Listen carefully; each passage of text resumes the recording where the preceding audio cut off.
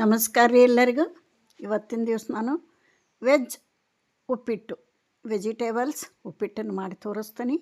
ಆರೋಗ್ಯಕ್ಕೂ ಒಳ್ಳೆಯದು, ರುಚಿನೂ ಆಗ್ತದೆ. ಒಂದು ಪಾತ್ರೆ ಇಟ್ಟೇನಿ, ಒಂದು 4 ಸ್ಪೂನ್ ಎಣ್ಣೆ ಹಾಕೇನಿ. ಎಣ್ಣೆ ಜಾಸ್ತಿ ಬೇಕ್ರಿ. ಇದು ಉಪ್ಪಿಟ್ಟಿಗೆ ಈರುಳ್ಳಿ ಎಣ್ಣೆ ಜಾಸ್ತಿ ಬೇಕು. ಇವಾಗ ಸಣ್ಣ ಉರಿ ಇಟ್ಟೇನಿ. ಎಣ್ಣೆ ಕಾದಿಂದ ಸಾಸಿವೆ ಜೀರಿಗೆ ಹಾಕ್ತೀನಿ. ಅವು ಚಟ್ಪಟ ಅನ್ಲಿ. ಒಂದು ಅರ್ಧ ಸ್ಪೂನ್ ಸಣ್ಣ ಸ್ಪೂನ್ಲೆ ಉದ್ದಿನಬೇಳೆ ಹಾಕನು. ಒಳ್ಳೆ ಘಮ ರುಚಿ ಬರ್ತೈತಿ.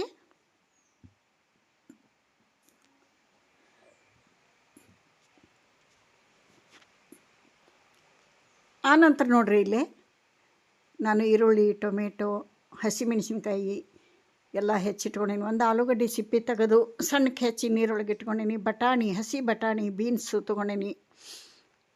ಈಗ ನೋಡ್ರಿ, ಕರಿಬೇವು ಕೊತ್ತಂಬರಿ ತೊಗೊಂಡೀನಿ. ಉದ್ದಿನ ಬೇಳೆನೂ ಕೂಡ ಫ್ರೈ ಆದ ನಂತರ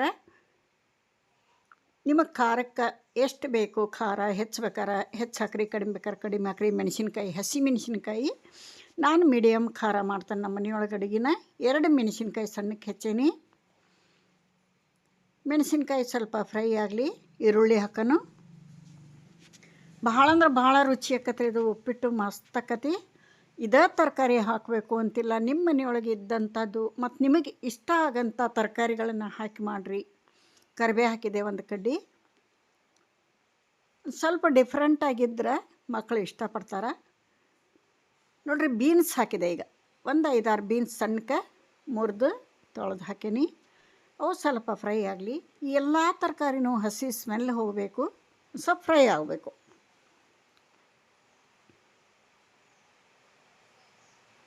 ಮೀಡಿಯಮ್ ಉರಿ ಇಟ್ಕೊಂಡೇನಿ. ಈಗ ಈರುಳ್ಳಿ ಹಾಕೋಣ. ಈರುಳ್ಳಿ ಜಾಸ್ತಿ ಬೇಕು ಉಪ್ಪಿಟ್ಟಿಗೆ. ಅವಲಕ್ಕಿ, ಉಪ್ಪಿಟ್ಟು, ಮಂಡಕ್ಕಿ ಎಲ್ಲ ಈ ನಾಷ್ಟ ಮಾಡುವಾಗ ಸ್ವಲ್ಪ ಜಾಸ್ತಿ ಈರುಳ್ಳಿ ಬೇಕು. ಇಲ್ಲಿ ದೊಡ್ಡ 2 ಈರುಳ್ಳಿ ಹೆಚ್ಚಿಟ್ಕೊಂಡೇನಿ, ಅದನ್ನು ಹಾಕೋಣ.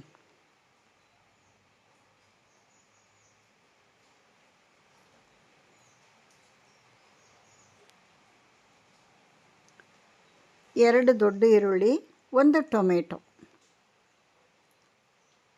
ಒಂದು ಮುಷ್ಟಿಯಷ್ಟು ಹಸಿ ಬಟಾಣಿ.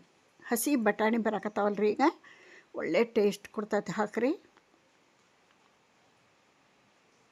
ಇದನ್ನೆಲ್ಲ ಮಿಕ್ಸ್ ಮಾಡಿ ಒಂದು ಆಲೂಗಡ್ಡಿನ ನಾನಿಲ್ಲಿ ಸಿಪ್ಪೆ ತೆಗೆದು ಹೆಚ್ಚಿ ನೀರೊಳಗಿಟ್ಟೀನಿ, ಅದನ್ನು ಹಾಕ್ತೀನಿ.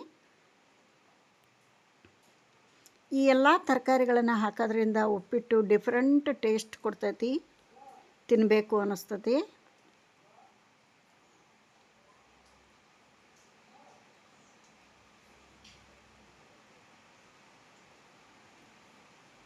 ಸ್ವಲ್ಪ ಕೊತ್ತಂಬರಿನೂ ಹಾಕೀನಿ.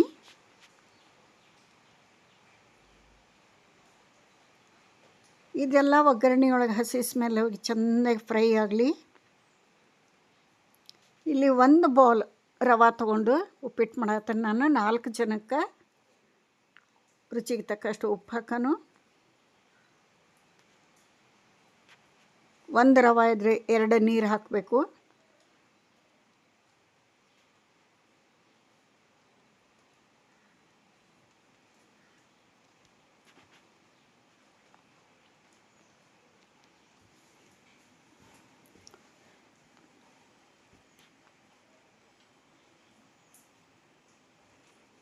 ನೋಡ್ರಿ, ಹಸಿ ಸ್ಮೆಲ್ಲೆಲ್ಲ ಹೋಗಿ ಫ್ರೈ ಆಗೈತಿ ತರಕಾರಿ ಎಲ್ಲ.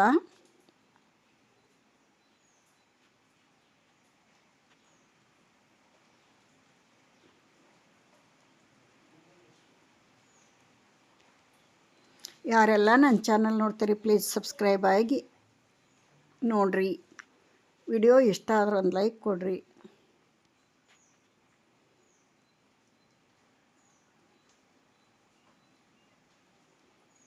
ಇವಾಗ 2 ಬೌಲ್ ನೀರು ಹಾಕೋನು.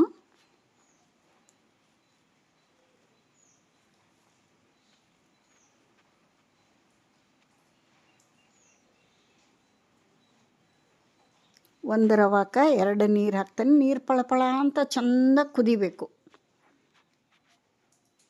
ಈ ಒಗ್ಗರಣೆ ಜೊತೆಗೆ ನೀರು ಕೂಡ ಹೆಸರು ಚೆಂದ ಕುದಿಬೇಕು. ಆವಾಗ ರವೆ ಹಾಕಬೇಕು. ನಾ ರವೆ ಹುರಿಯಾಕತ್ತಿಲ್ಲ, ಹಂಗೆ ಹಾಕ್ತೇನೆ.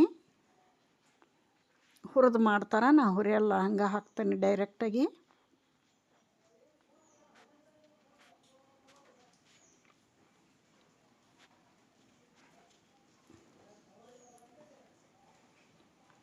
ನಮಗೆ ಸ್ಮೂತ್ ಉಪ್ಪಿಟ್ಟು ಬೇಕು, ಉದುರಾದ್ರೆ ಇಷ್ಟ ಆಗಲ್ಲ.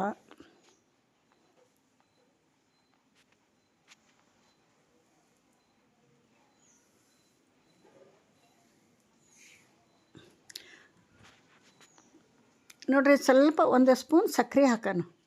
ಬೆಲ್ಲ ಅಥವಾ ಸಕ್ಕರೆ ಯಾವುದಾದ್ರೂ ಹಾಕ್ಬೋದು, ರುಚಿ ಮಸ್ತ್ ಆಕೈತೆ ಉಪ್ಪಿಟ್ಟಿಂದು. ಇವಾಗ ಚಲೋ ಕುದಿಯಾಗತ್ತೈತಿ, ರವೆ ಹಾಕೋಣ. ರವೆ ಹಾಕ್ತಾ ಸಣ್ಣ ಉರಿ ಇಟ್ಕೊಂಡು ಕೈ ಆಡಿಸೋಣ. ಆನಂತರ ಬಾಯಿ ಮುಚ್ಚಿ ಒಂದು 5 ನಿಮಿಷ ಇದನ್ನೆಲ್ಲ ಚೆಂದ ಮಿಕ್ಸ್ ಮಾಡಿ ಮೇಲೆ ಪ್ಲೇಟ್ ಮುಚ್ಚಿ 5 ನಿಮಿಷ ಬೇಯಿಸ್ಬಿಟ್ರೆ ಉಪ್ಪಿಟ್ಟು ರೆಡಿ ಆಗ್ತದೆ.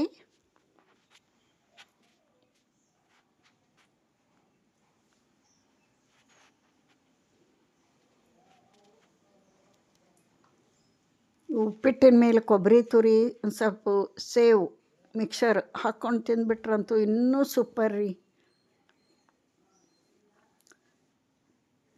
ನೋಡಿರಿ, ರವೆ ಮಿಕ್ಸ್ ಮಾಡಿ ಬೇಯಾಕಿಟ್ಟೇನಿ.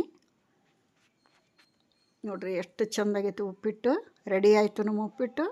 ಗ್ಯಾಸ್ ಆಫ್ ಮಾಡಿ ಇನ್ನೊಂದು 2 ನಿಮಿಷ ಹಾಗೆ ಇಟ್ಟಿರ್ತೇನೆ ನಾನು. ಚೆಂದಾಗಿ ಅಳ್ತತಿ, ಇನ್ನೂ ಚೆಂದಾಗಿ ಅಳ್ತತಿ.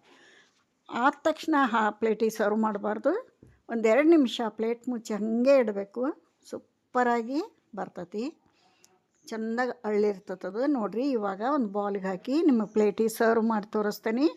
ನೀವು ಈ ಥರ ತರಕಾರಿ ಉಪ್ಪಿಟ್ಟು ಮಾಡಿರಿ. ಇದೇ ಬೇಕು ತರಕಾರಿ ಅಂತಲ್ಲ, ನಿಮಗೆ ಇಷ್ಟವಾದದ್ದು ಮನೆಯೊಳಗಿದ್ದದ್ದು ಹಾಕಿ ಮಾಡಿರಿ. ಒಂದು ಸಲ ಟೇಸ್ಟ್ ನೋಡಿರಿ.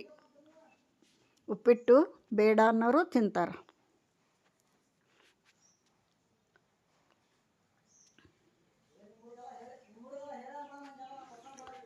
ಒಂದು ಪ್ಲೇಟಿಗೆ ಸರ್ವ್ ಮಾಡಿ ತೋರಿಸ್ತಾನೆ ನೋಡಿರಿ. ಏನು ಸೂಪರಾಗಿ ಬಂದೈತಿ, ಸ್ಮೂತಾಗಿ ಬಂದೈತಿ ಉಪ್ಪಿಟ್ಟು.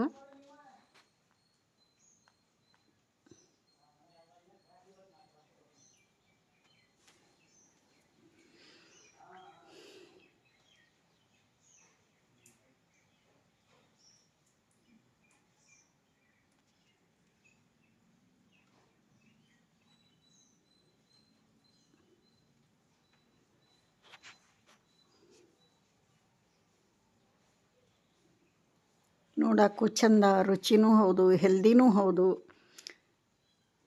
ಇಲ್ಲಿಗೆ ವಿಡಿಯೋ ಮುಗಿಸ್ತೇನೆ. ಮತ್ತೊಂದು ರೆಸಿಪಿಯೊಂದಿಗೆ ಸಿಗ್ತೇನೆ. ಎಲ್ಲರಿಗೂ ನಮಸ್ಕಾರ ರೀ.